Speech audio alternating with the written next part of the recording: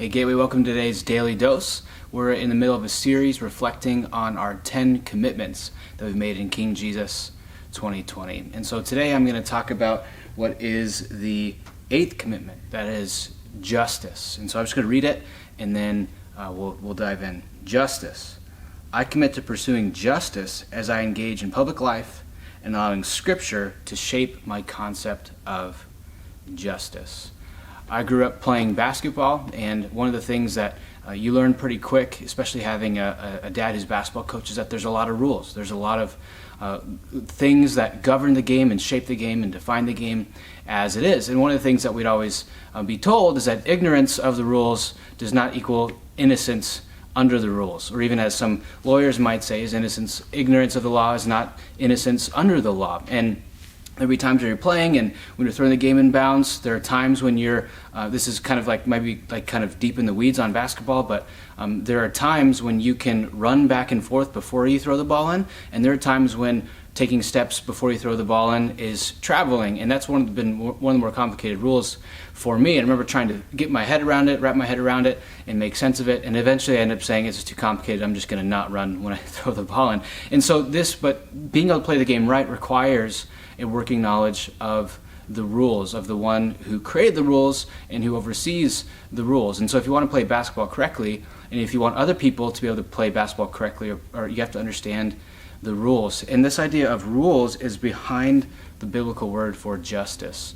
Justice most basically means in line with God's law, in line with God's instruction, in line with God's teaching.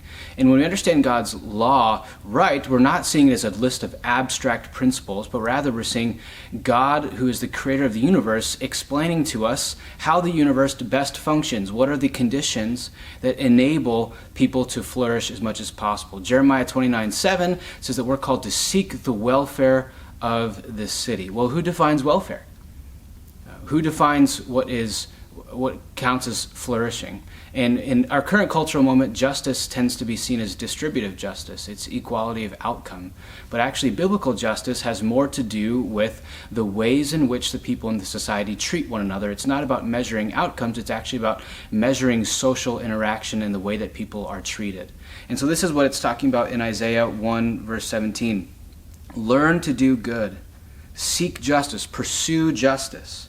Correct oppression, bringing justice to the fatherless, and plead the widow's cause. This idea of the fatherless and the widow, that we are called to do justice even to the most vulnerable in society. And so the people who we are prone to doing not justice to are the people who we are prone to getting away with it with.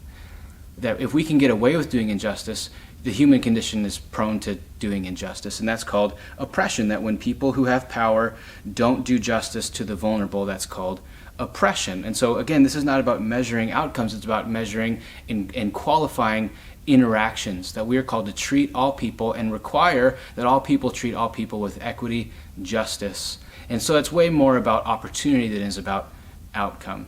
So as we think through justice, we want to make sure that our definition of justice, our definition of welfare, is rooted in God's design. It's rooted in creation. It's rooted in the fact that God gets to define flourishing, and God gets to define justice, and God gets to define welfare. So almost nobody in the world right now is against justice, but it's the definition of justice, this quality of interaction, this just treatment of each other, that is at the baseline of what it means to do justice. And so we want our government to do justice, to punish evil, and to praise what is good, and being a part of that in democratic process is what it means for us as Christians. So we should have God's heart towards the vulnerable who tend to be the recipients of injustice, and we need to be actively looking to correct that oppression. And we as God's people are meant to pursue justice, not just on behalf of ourselves, but on behalf of the society into which we've been sent. That's called seeking the welfare of the city and the nation to which we've been sent. So Redemption Gateway, let's pursue justice as God defines it.